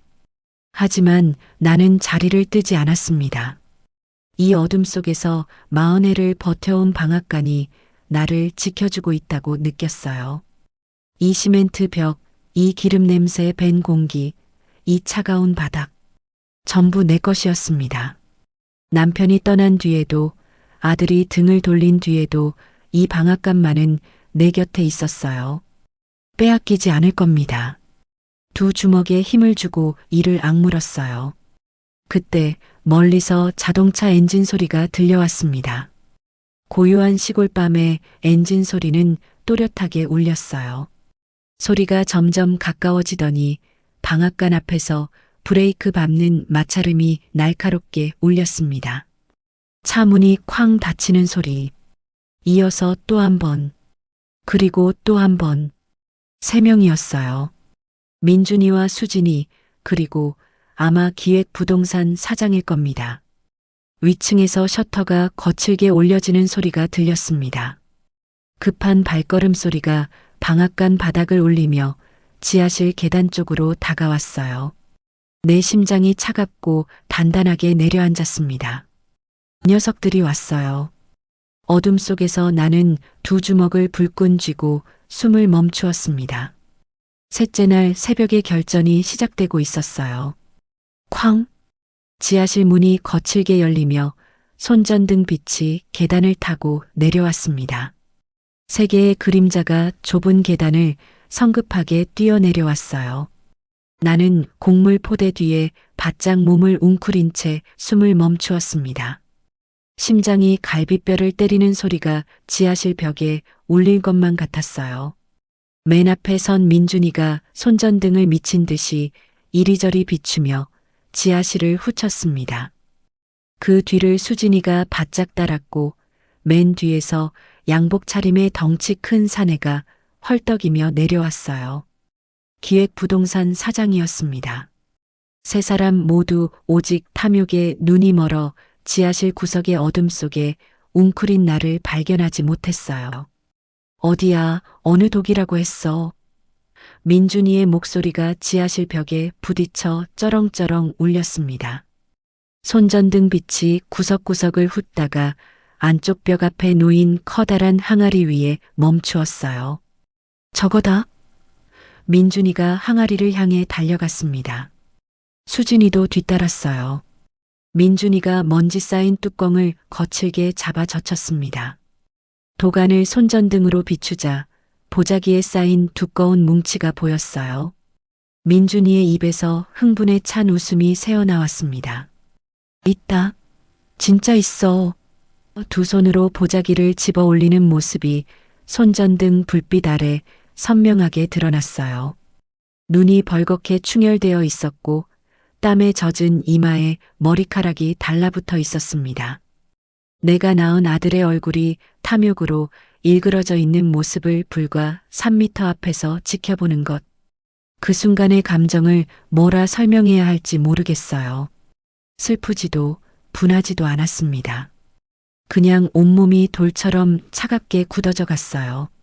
민준이가 보자기 매듭을 급하게 풀었습니다. 천이 벗겨지는 순간 민준이의 손이 멈추었어요. 땅 문서도 인감 도장도 아닌 두꺼운 전화번호부가 바닥에 툭 떨어졌습니다. 노르스름하게 바랜 종이 표지가 손전등 빛에 비쳤어요. 3초쯤 침묵이 흘렀을 겁니다. 세상에서 가장 긴 3초였어요. 민준이가 전화번호부를 집어들고 멍하니 바라보았습니다. 페이지를 미친 듯이 넘겨보다가 이것이 땅 문서가 아님을 깨달은 순간 얼굴이 흙빛으로 변했어요. 수진이가 먼저 반응했습니다. 뭐야 이게? 전화번호부잖아. 속은 거야. 수진이의 목소리가 날카롭게 갈라지며 지하실을 쩌렁쩌렁 울렸어요. 기획부동산 사장이 앞으로 나서며 전화번호부를 낚아채 바닥에 내동댕이 쳤습니다. 쿵 하는 소리와 함께 종이 페이지가 부채처럼 펼쳐졌어요. 세 사람의 눈에 공포와 분노가 동시에 번뜩였습니다. 그제야 나는 포대 뒤에서 천천히 몸을 일으켰습니다. 무릎이 뻣뻣했지만 한 발짝, 두 발짝 앞으로 나갔어요. 손전등 빛이 내 얼굴 위에 멈추는 것을 느꼈습니다. 3일 동안 제대로 먹지도 자지도 못한 초라한 몰골이었지만 등은 곧게 펴고 있었어요. 눈이 부셨지만 눈을 감지 않았습니다. 어머니. 민준이의 입이 벌어진 채 굳었어요. 수진이는 비명을 삼키며 한 발짝 물러섰습니다. 기획부동산 사장의 눈이 커졌어요. 세 사람 모두 치매에 걸려 정신을 못 차리는 할머니가 아니라 꼿꼿이 서서 자신들을 내려다보는 또렷한 눈빛의 나를 보고 있었습니다. 나는 조금도 흔들리지 않는 차가운 눈으로 아들을 바라보며 입을 열었어요. 내 놈들이 내 밥에 수면제 타고 정신병원에 가두려 한 거 다 안다. 내 목소리가 지하실 시멘트 벽을 때리며 울렸습니다. 민준이의 얼굴이 하얗게 질렸어요. 수진이가 먼저 악다구니를 써대기 시작했습니다. 무슨 소리예요? 어머니가 치매셔서 약을 드린 거지. 우리가 뭘 어쨌다고. 하지만 수진이의 눈동자가 사방으로 흔들리고 있었어요. 거짓말쟁이 특유의 불안한 눈빛이었습니다. 기획부동산 사장이 참지 못하고 폭발했어요. 민준이의 멱살을 잡아 끌어당기며 으르렁댔습니다. 야, 오늘 안으로 도장 못 찍으면 사채업자한테 내 놈 장기부터 팔아넘긴다. 내가 얼마를 투자했는데. 양복깃이 구겨지도록 흔들어대는 사장의 얼굴에 핏줄이 붉어져 올라 있었어요. 벼랑 끝에 몰린 민준이가 돌변했습니다. 나를 향해 돌아서더니 어깨를 거칠게 움켜쥐었어요. 손가락이 살을 파고드는 힘에 어깨뼈가 으깨지는 듯한 통증이 느껴졌지만 나는 눈 하나 깜짝하지 않았습니다. 3일 동안 도망치고 숨고 얼어붙으며 단련된 몸이었어요. 이 정도 아픔은 아무것도 아니었습니다. 빨리 진짜 도장 내놔. 나 죽는 꼴 보고 싶어. 민준이의 침이 내 볼에 튀었어요. 이를 드러내고 소리치는 녀석의 얼굴에서 내 아들의 흔적은 찾을 수 없었습니다. 그건 빚에 쫓기는 짐승의 얼굴이었어요. 나는 민준이의 손을 뿌리치지 않았어요. 그 소나기를 견디며 똑바로 쳐다보았습니다. 내가 아무리 발악해도 도장은 안 줘. 나는 내 어미지, 내 현금 인출기가 아니야. 그 말이 방아쇠가 되었어요. 극도의 스트레스를 받은 부부가 서로에게 칼을 돌렸습니다. 수진이가 민준이에게 달려들며 소리쳤어요. 네가 약을 더 먹여서 이를 그르쳤잖아. 내가 용량 지키라고 했지. 한 봉지만 주라고 했는데 욕심 부려서 2봉지 먹인 게 누구야? 민준이도 지지 않고 대받아쳤습니다. 네가 그 사기꾼을 끌어들였잖아. 기획부동산이 어쩌고 하면서 위조 계약서 먼저 꺼낸 것도 네잖아. 두 사람이 서로의 멱살을 잡고 지하실 바닥을 뒹구는 진흙탕 싸움이 벌어졌어요. 기획부동산 사장까지 끼어들어 둘 다 닥쳐. 도장부터 찾아. 라며 고함을 질러댔습니다. 나는 그 광경을 지켜보며 귀를 세웠습니다. 녀석들의 입에서 쏟아져 나오는 말 한마디 한마디가 완벽한 자백이었어요.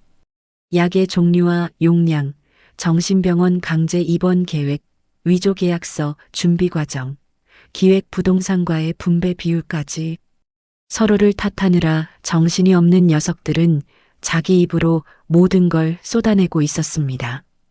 지하실 곳곳에 숨겨진 녹음기와 카메라가 그 모든 것을 고스란히 담고 있었어요. 내가 40해 동안 짜온 참기름보다 더 진한 것이 지금 이 지하실에서 짜여지고 있었습니다. 이성을 잃은 수진이가 바닥에서 벌떡 일어나더니 나에게 달려들었어요. 다 이 늙은이 때문이야. 수진이의 손이 내 가슴을 밀쳤고 나는 뒤로 비틀거리며 포대 위에 넘어졌습니다. 수진이가 내 앞치마 주머니를 뒤지려 달려드는 순간이었어요. 밖에서 망을 보던 점례가 보낸 신호를 받은 것인지 찢어질 듯한 경찰 사이렌 소리가 방앗간 지하실 위를 덮쳤습니다. 한 대가 아니었어요. 여러 대의 사이렌이 동시에 울리며 방앗간을 포위하는 소리가 천장 너머로 쏟아져 내렸습니다. 지하실 계단 위에서 우르르 발소리가 쏟아졌어요. 태식이의 굵은 목소리가 먼저 지하실을 울렸습니다. 꼼짝 마.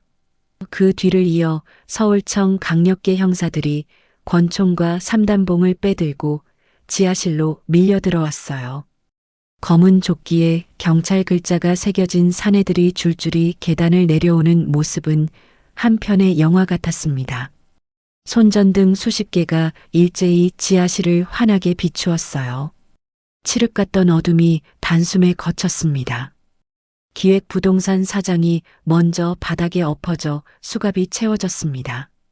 저항하던 수진이도 형사 2명에게 팔이 꺾이며 바닥에 눌렸어요. 민준이는 도망치려다 계단 앞에서 태식이에게 다리를 걸려 넘어졌습니다. 차가운 시멘트 바닥에 얼굴이 짓눌린 채 수갑이 잠기고 나서야 민준이의 입에서 다른 말이 흘러나왔어요. 어머니, 제가 미쳤었어요. 제발 어머니. 바닥에 엎드린 채 오열하는 아들의 모습을 나는 서서 내려다보았습니다. 콧물과 눈물이 범벅이 된 얼굴, 수갑에 묶인 두 손을 내 쪽으로 내밀며 바짓가랑이를 잡으려는 손가락. 45 먹은 사내가 시멘트 바닥에서 어린아이처럼 울부짖고 있었어요. 한때 이 녀석을 업고 방앗간을 오가던 때가 있었습니다. 녀석이 손가락으로 내 볼을 꾹꾹 누르며 깔깔 웃던 시절이 있었어요. 초등학교 입학식 날 너무 커버린 교복 소매를 접어주며 우리 민준이 다 컸네라고 했던 아침이 떠올랐습니다. 그 기억이 스쳐 지나갔지만 가슴에 파문 한 줄 잃지 않았어요. 그 시절의 민준이는 이미 죽었습니다.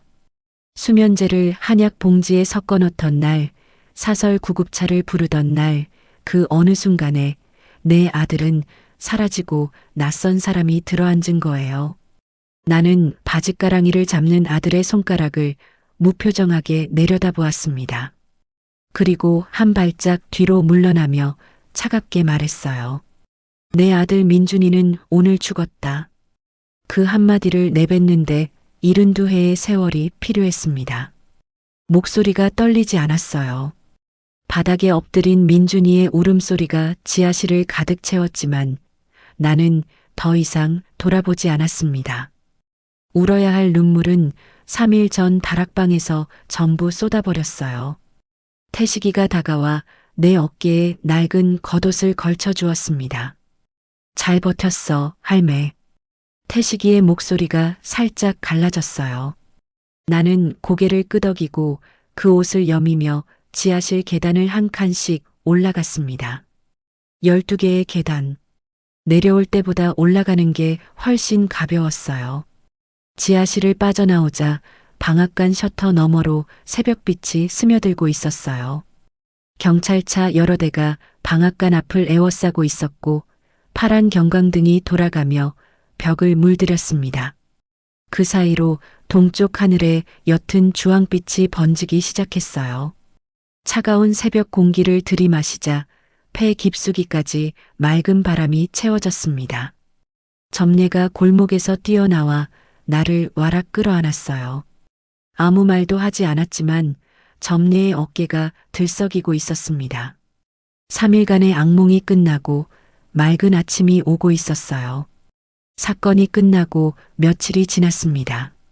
텅 빈 방앗간으로 돌아온 첫날 아침, 나는 오랜만에 새벽 5시에 눈을 떴어요. 약에 취해 쓰러지듯 잠들던 날들이 아닌 알람 없이도 뼛속까지 새겨진 습관대로 눈이 떠지는 그 감각이 돌아왔습니다. 부엌에서 찬물 한 사발을 벌컥 마시고 고무신을 끌며 방앗간으로 향했어요.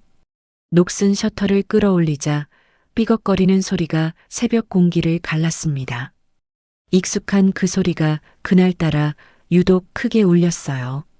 방앗간 안에는 먼지가 소복이 쌓여 있었습니다. 참깨 볶는 기계 위에도 기름 짜는 앞찾기 위에도 며칠간의 공백이 고스란히 내려앉아 있었어요.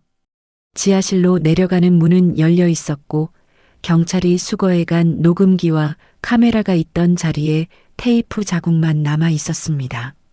나는 행주를 적셔 기계 하나하나를 닦기 시작했어요. 차가운 쇠를 쓸어내릴 때마다 손끝에 전해지는 감촉이 살아있음을 확인시켜 주었습니다. 기계를 닦다가 문득 먼지 속에서 참깨 한 톨이 굴러 나왔어요. 손바닥 위에 올려놓고 한참을 들여다보았습니다. 이 작은 나달 하나를 볶고 짜서 기름을 내던 40해의 세월이 내 전부였어요. 배신감에 패인 상처는 깊었지만 맑은 정신으로 맞이하는 이 온전한 아침이 얼마나 소중한 것인지 비로소 알겠었습니다. 사건은 뉴스를 통해 세상에 알려졌어요. 아들 내외가 어머니에게 수면제와 동물용 근육 이완제를 먹여 치매를 위장하고 기획부동산과 공모해 수십억 원대 방앗간 부지를 빼돌리려 한 사건. 방송국에서 취재 요청이 쏟아졌지만 나는 전부 거절했습니다. 그 이야기를 남에게 풀어놓고 싶지 않았어요.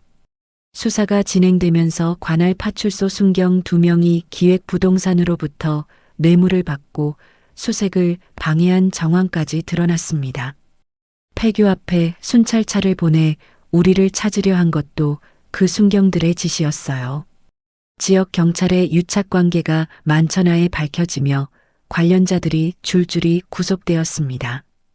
기획부동산 사기단은 이 마을뿐 아니라 인근 3개 지역에서도 비슷한 수법으로 노인들의 땅을 노린 것이 밝혀져 일망타진되었어요.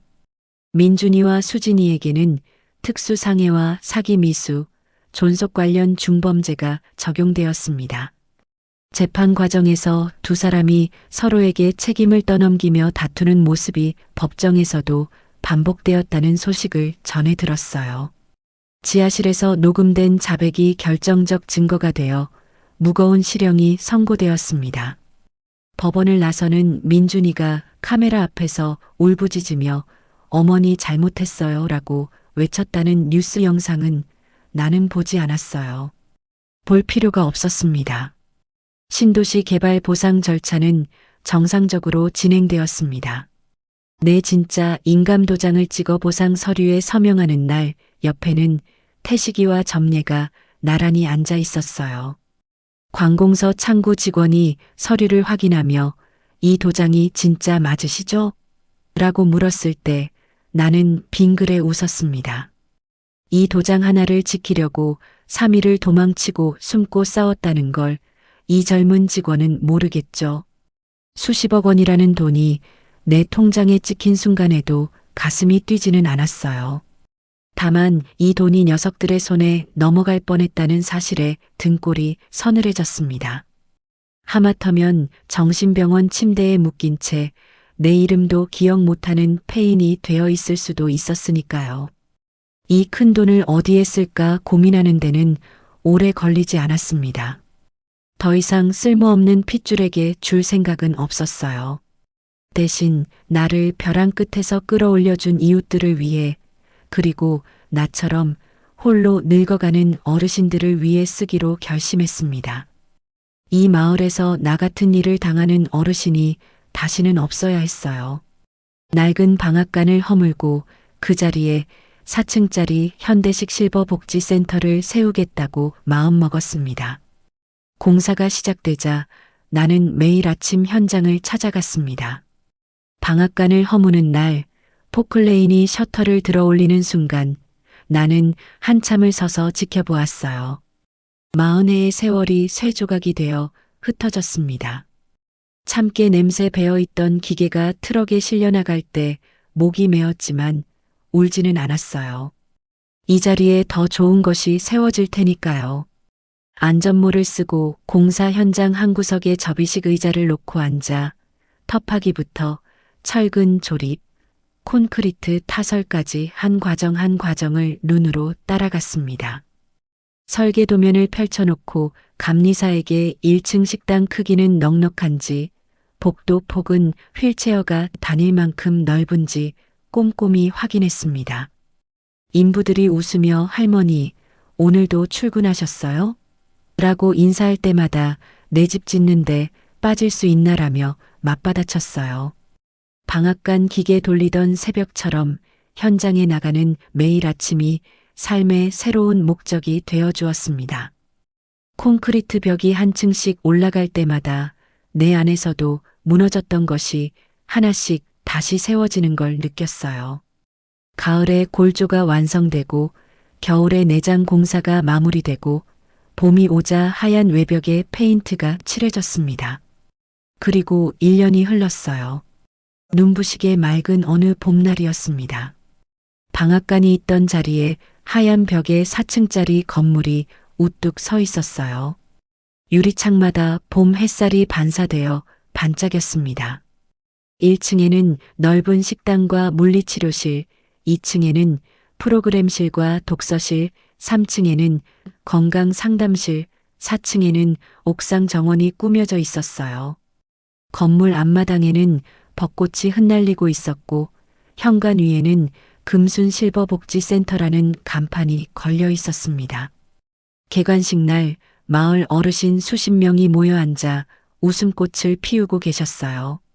한쪽에서는 풍물패가 장단을 울렸고 넓은 식당에서는 김이 모락모락 나는 잔치 음식이 차려지고 있었습니다.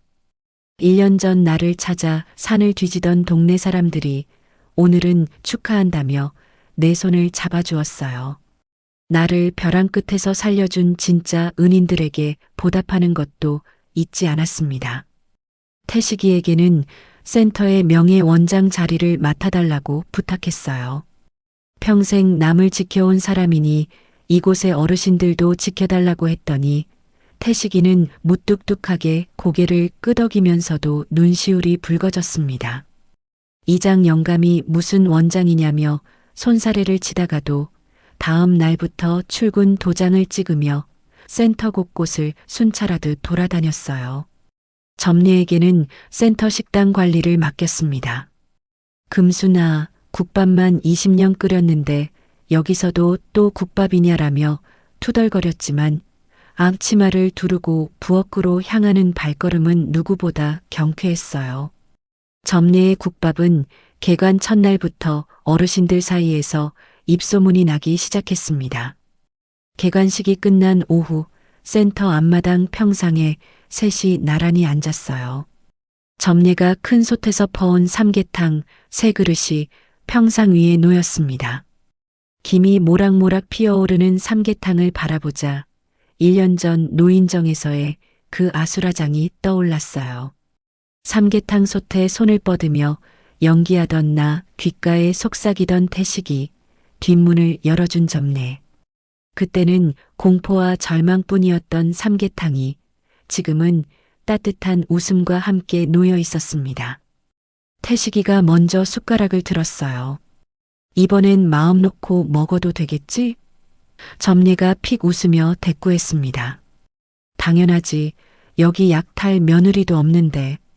세 사람이 동시에 웃음을 터뜨렸어요.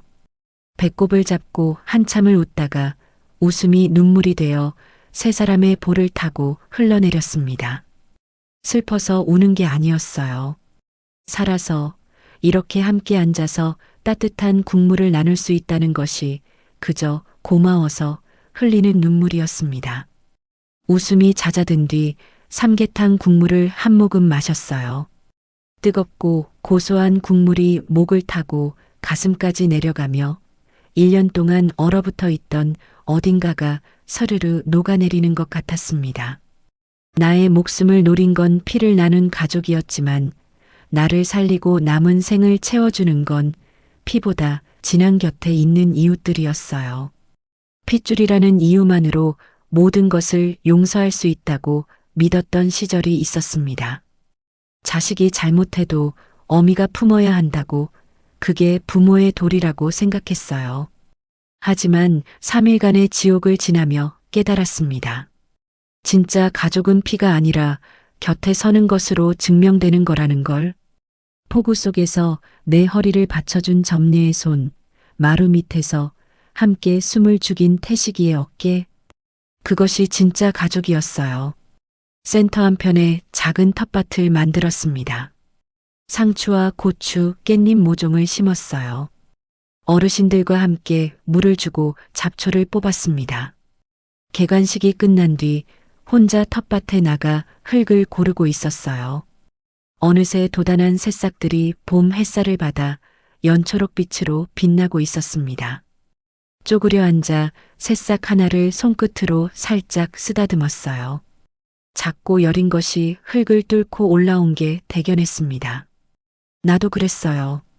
시커먼 흙 속에 파묻혀 있다가 간신히 고개를 내민 새싹 같은 거였습니다. 쓰디쓴 시련이 지나간 자리에 비로소 피어난 것들이 있었습니다. 태식이와 점례의 우정, 마을 어르신들의 웃음소리, 그리고 이 작은 새싹들.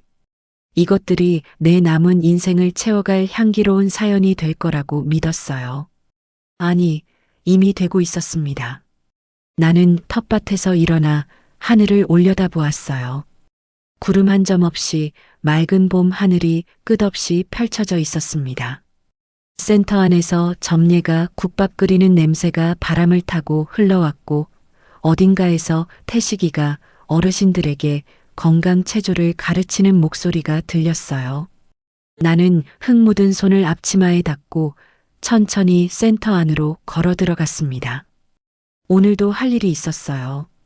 이제는 참기름이 아니라 사람의 온기를 짜내는 일이었습니다. 여러분, 오늘 사연 들으면서 무슨 생각하셨나요? 명나라 학자 홍자성은 책은담에서 이렇게 말했습니다. 은혜는 엷은 데서 시작하여 점차 두터워져야 한다. 처음부터 두텁다가 나중에 엷어지면 사람들은 그 은혜를 잊는다. 갑자기 쏟아진 과일 상자와 달콤한 효도 뒤에 독이 숨어 있었던 이 사연이 떠오르는 구절입니다. 반면 평소에 말 한마디 없이 옆에 앉아 국밥 한 그릇 나누던 이웃이 목숨을 걸고 뒷문을 열어주었습니다. 화려한 선물보다 묵묵한 곁이 진짜였던 겁니다. 살다 보면 가장 가까운 사이에서 가장 깊은 상처를 받기도 합니다. 하지만 그 상처 너머에 진심으로 손을 내미는 사람이 반드시 있습니다. 피가 아닌 마음으로 맺어진 인연이야말로 우리 인생에서 가장 소중한 보물이 아닐까요? 오늘도 끝까지 시청해 주셔서 감사드립니다. 사연이 마음에 닿았다면 더 좋은 사연으로 찾아뵐 수 있도록 구독과 좋아요를 부탁드릴게요. 그리고 사연의 주인공을 위한 따뜻한 말씀도 댓글로 부탁드립니다. 여러분의 오늘을 응원합니다. 꿈꾸는 사연이었습니다.